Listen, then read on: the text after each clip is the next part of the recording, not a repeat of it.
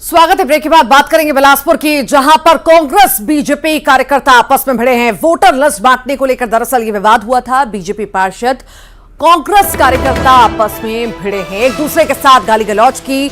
बंधवा पारा अटल आवास का ये पूरा मामला आपको इस वक्त बता रहे हैं। दोनों पक्ष सरकंडा थाने पहुंचे, एक दूसरे के खिलाफ एफआईआर की मांग भी की है। बिलासपुर की हम बात कर रहे हैं, जहां पर बीजेपी कांग्रेस के कार्यकर्ता आपस में भिड़े हैं। भरे बाजार में एक दूसरे से भिड़े, थाने पहुंचे हैं। दोनों पक्ष का जो विवाद है वो थाने पहुंचा है। फिलहाल पूरे ही मामले की जांच पड़ताल जारी है। एक दूसरे के खिलाफ एफआईआर की मांग की जा रही है। तो बीजेपी और कांग्रेस आपस में, जो बीजेपी और कांग्रेस के कार्यकर्ता हैं, नेता हैं, आपस में भिड़ते हुए नजर आए और अब जो है मामला थाने पहुंचा है।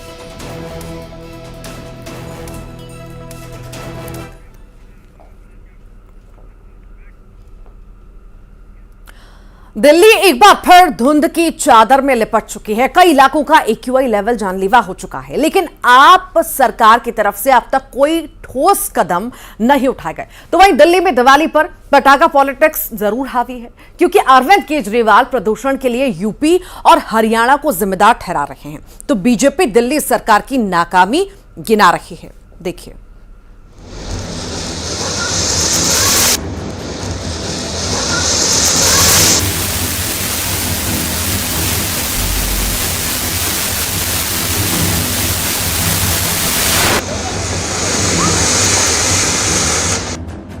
धुंध की चादर में लिपटी दिल्ली की आबो हवा में जहर है, सांस लेना दूभर है और एक्यूआई लेवल 900 के पार पहुंच चुका है।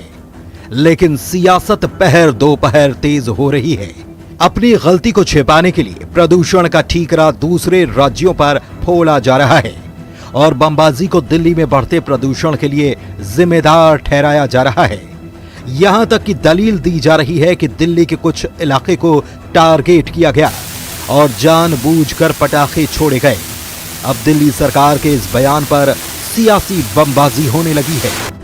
कुछ जगहों पर टारगेटेड तरीके से पटाखे फोड़े गए और बड़ी मात्रा में फोड़े गए।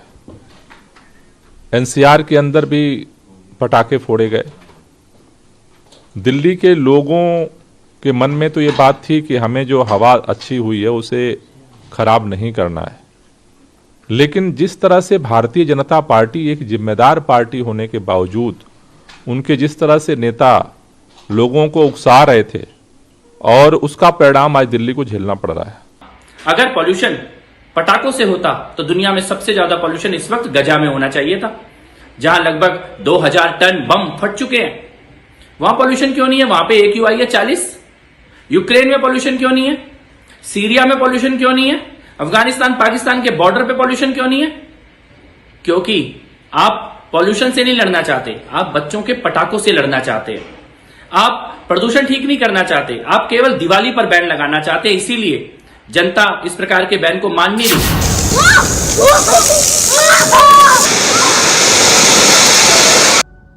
दिल्ली में दीपावली पर पटाखा पॉलिटिक्स हो रही है। आम आदमी पार्टी और बीजेपी आमने सामने हैं, लेकिन इस दम घोटू दिल्ली में आम जनता की नींद उड़ चुकी है। दरअसल दिल्ली में 9 और 10 नवंबर को बारिश हुई थी। इसके बाद हवा में प्रदूषण का स्तर करीब 50% कम हो गया था। 11 और 12 नवंबर को दिल्ली में एक्यूआई 250 से कम था, लेकिन 13 नवंबर सुबह 6 बजे जवाहरलाल नेहरू स्टेडियम में एक्यूआई 910 रहा। लाजपत नगर में 959 और करोल बाग में 789 दर्ज किया गया। यानी हवा की गुणवत्ता सबसे खतरनाक लेवल पर है। लेकिन दिल्ली में अब भी ब्लेम गेम वाली सियासत हो रही है, क्योंकि आरोप आम आदमी पार्टी ने लगाए तो जवाब बीजेपी दे रही है। बच्चे, युवा दिवाली पे थोड़ी खुशियां मनाने का उनका एक तरीका होता है। मेरा मानना है कि फायर क्रैकर्स या ग्रीन पटाखे भी ना के बराबर बजे हैं, लेकिन कांग्रेस हो या ये जो पार्टियां जिनके आप नाम ले रही हैं, इनके पेट में दर्द है कि इस देश के लोग दिवाली क्यों मना रहे हैं। इनका दर्द यह है कि दिवाली नहीं मनाने देना चाहिए। सर्वोच्च न्यायालय में जब सुनवाई हुई हवा प्रदूषण को लेकर दिल्ली की और तमाम और प्रदेशों की, तो फटकार लगाई गई एक निठल्ले निकम्मे मुख्यमंत्री अरविंद केजरीवाल को और उनकी सरकार को। जब तक पंजाब में पापी आपकी सरकार नहीं थी तो पंजाब पे दोषारोपण करते थे। अब वो पंजाब को जो सहायता केंद्र सरकार ने करी है, ना उस ग्रांट का सदुपयोग, ना जो साधन दिए गए हैं उसका सदुपयोग कर पा रहे हैं। दिल्ली सरकार प्रदूषण के लिए पटाखे को जिम्मेदार मान रही है, तो फिर दिवाली से पहले दिल्ली की आबो हवा क्यों जहरीली थी?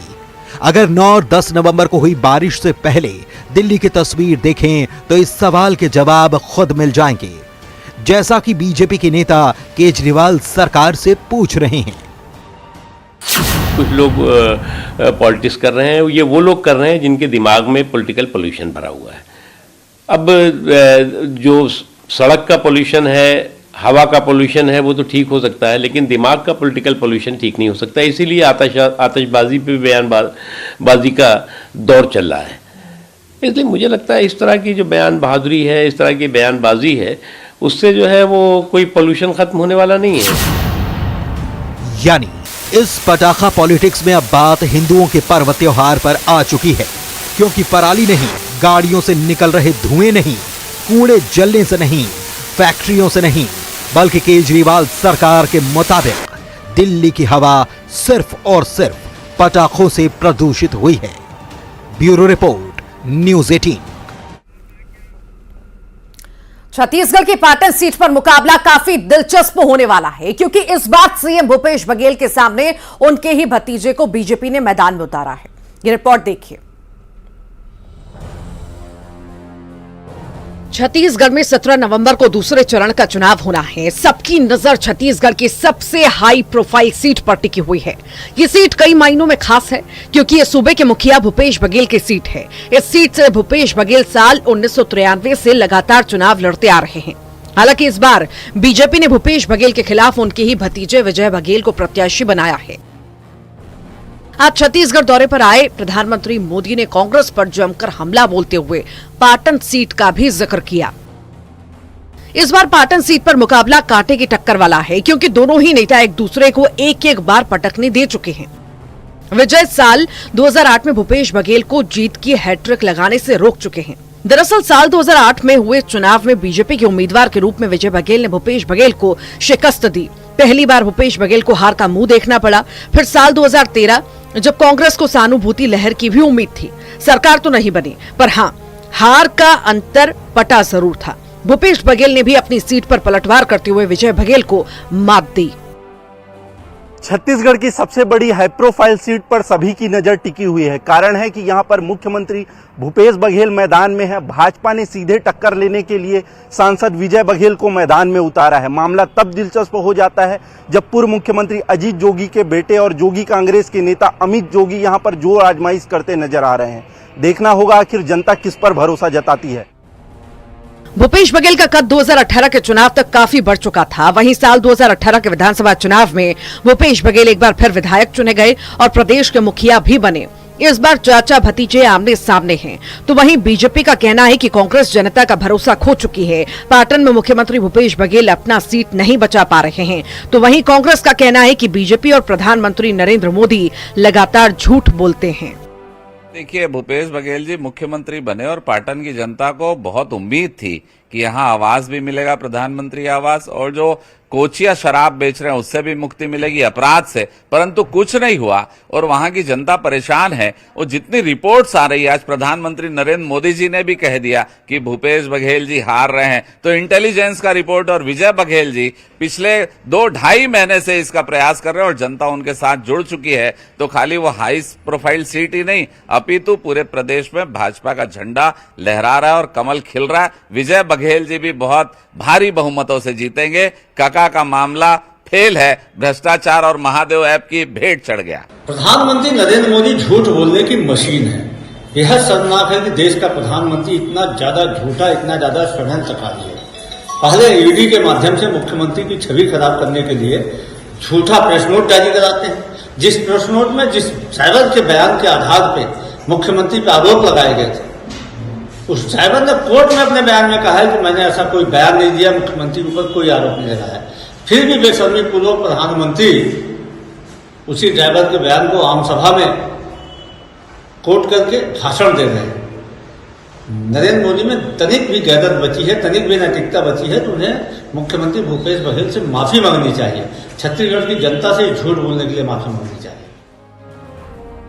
पाटन छत्तीसगढ़ का एक ऐसा क्षेत्र है जहां अधिकांश मतदाताओं के लिए राष्ट्रीय पार्टी का प्रत्याशी पहली पसंद होता है। इस सीट पर कांग्रेस की अच्छी पकड़ है। छत्तीसगढ़ के वर्तमान मुख्यमंत्री भूपेश बघेल यहां से लगातार चुनाव लड़ते आ रहे हैं। पिछले चुनाव में वो 5वीं बार विधायक चुने गए थे। यहां कुल मतदाता 2,10,840 हैं, जिनमें पुरुष मतदाता 1,04,700 हैं और महिला मतदाताओं की संख्या 1,08,738 है। यहाँ की साक्षरता दर इस क्षेत्र में 92% है। पाटन विधानसभा में जातिगत समीकरण देखें तो यहाँ पर ओबीसी वोटरों का दबदबा है। यहाँ साहू और कुर्मी वोटरों की संख्या सबसे ज्यादा है। ओबीसी वोटर इस क्षेत्र के चुनाव में निर्णायक भूमिका अदा करते हैं। हालांकि विजय बघेल और भूपेश बघेल दोनों ही ओबीसी और कुर्मी दोनों हैं। ऐसे में ये माना जा रहा है कि इस सीट से विजय बघेल के मैदान में उतरने के बाद भूपेश बघेल की पाटन की राह आसान नहीं है। अब तो 3 दिसंबर को आने वाले नतीजे ही बताएंगे कि जीत का सेहरा किसके सिर बंधेगा। Bureau report, news 18 Madhya Pradesh, Chhattisgarh. और इसी के साथ ही फिलहाल के लिए इतना ही।